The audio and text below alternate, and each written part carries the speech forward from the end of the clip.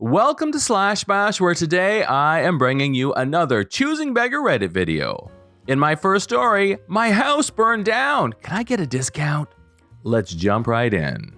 About 15 years ago, I had a job with Hilton in their reservations division. The job was fine, but the managers were petty and seemed to justify their existence by finding issues when there weren't any. One day in July, I get a call from a woman that says she's from Toronto and needs to find a hotel room for the night because her house just burned down. Okay, no problem. I can help. So I call our group lead, Chuck, and explain to him what's going on because us regular employees are not allowed to call out of the office. So Chuck makes the call to Toronto and explains the situation to them.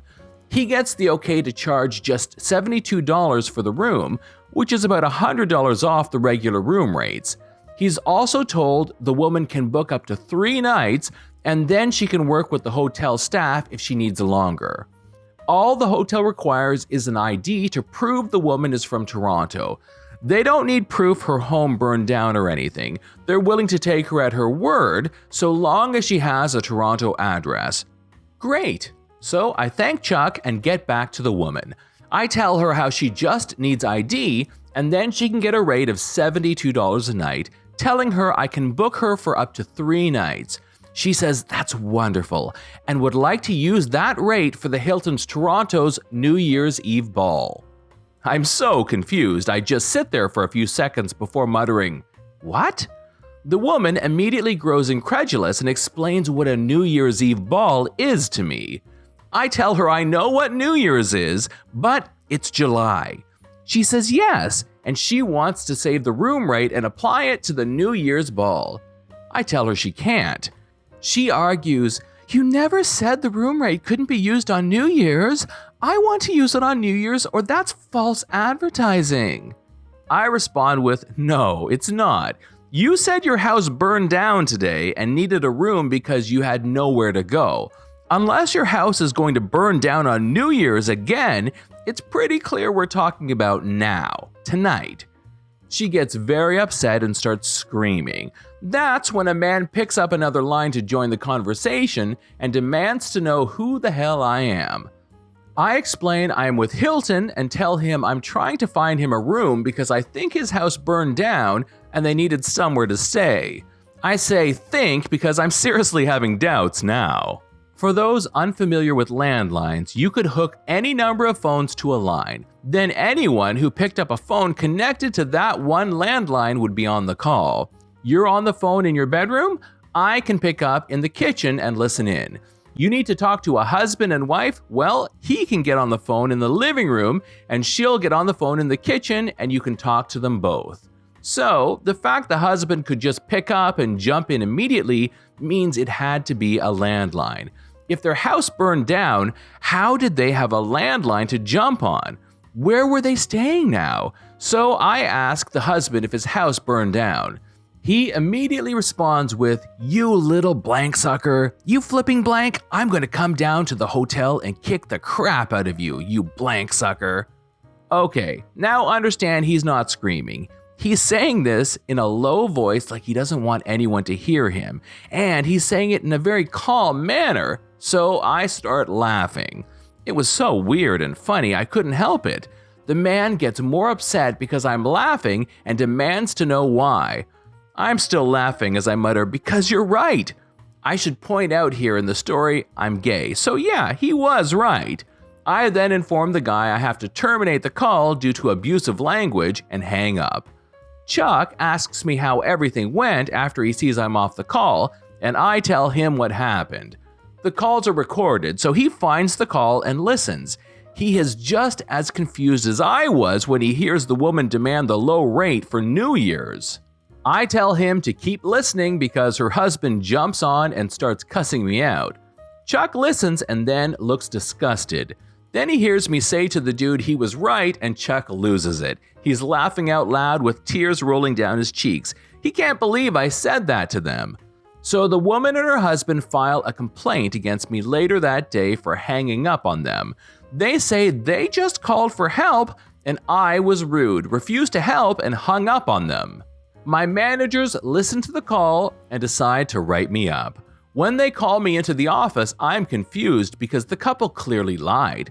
I did try to help, called Chuck, got a lower rate, and I only hung up after the guy called me a blank sucker several times. Policy states that if a customer swears, we can terminate the call. So how am I being written up?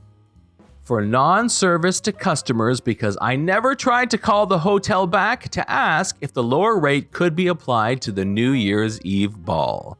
Since my refusal to call the hotel back is what prompted the customers to cuss me out, it was my fault.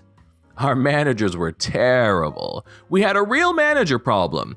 There were 5 department managers, each with an assistant called a group lead that had all the power and authority of the actual managers without the title. There were also 2 additional group leads that weren't attached to any managers that were considered floaters.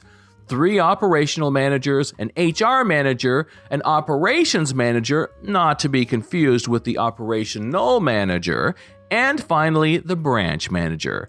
That's 18 managers of one kind or another. There were about 140 employees. That's about 8 employees per manager. They had to do something to justify their existence, and it usually meant writing people up. I once got written up for saying the Hilton Paris was something like 2 blocks away from the Eiffel Tower when it was 2.4 blocks away. Literally, they would write us up for any petty detail they could find. Luckily, no one really took their write-ups seriously. They handed them out like candy. This was my first job out of high school, and at the time, I didn't really know any better. But I did move on to better things. Story number 2. Sister wants to squat in OP's spare room. Am I the butthole for kicking my sister out to the streets because she cannot take my flipping violin playing?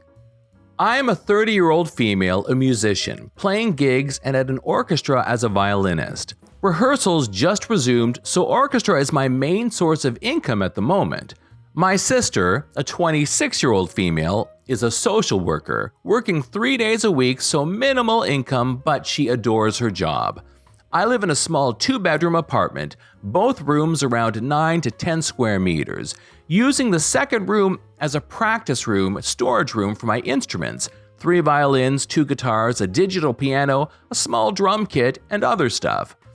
4 months ago, my sister broke up with her boyfriend, and I offered her my spare room, temporarily. I moved most of my stuff to the living room so I could fit a small bed in there. Sis moved in, but she asked me to move more stuff to the living room. I moved pretty much everything sans the piano to the point where the living room became uninhabitable. Then, she started complaining about my violin playing, saying it gave her headaches. I told her I couldn't stop the daily practice without risking my only steady income. The arguments got worse. She told me to play only when she wasn't home, but with her work schedule, I couldn't afford that. I tried switching to the electric violin, but even that can be pretty loud, so it didn't help. Story number 3. A neighbor started to give out the extra eggs from her chickens. Then 3 weeks later, this. Just a public service announcement about my egg posts. I've been posting our chickens' eggs exclusively in this group. Sometimes people offer money, sometimes people barter, and sometimes I give them away for free. I try my hardest to make sure anyone interested has a chance to get some. Please, don't send me nasty messages because you missed a post for eggs. I am not an egg factory. I have 14 little chickens that often provide more eggs than my tiny family needs. That does not mean that I have hundreds of eggs to fork over every week. I do what I can when I can. Don't be an ass to me just because I'm trying to pay it forward. I just don't understand why you would send nasty messages over free eggs. All of the eggs I gave away yesterday, I didn't charge anything for. I got a plant, fresh green beans from someone's garden, and some egg cartons. And I'm thankful for that. Just so frustrating how petty some people can be. This is John from /Bash. Thanks for watching. If you've enjoyed the video and want to be the first to know when the next one drops, then subscribe and make sure you click on the notifications bell so that YouTube will actually show you my videos. We'd love for you to drop a like, share it with your friends, and we will see you in the next one.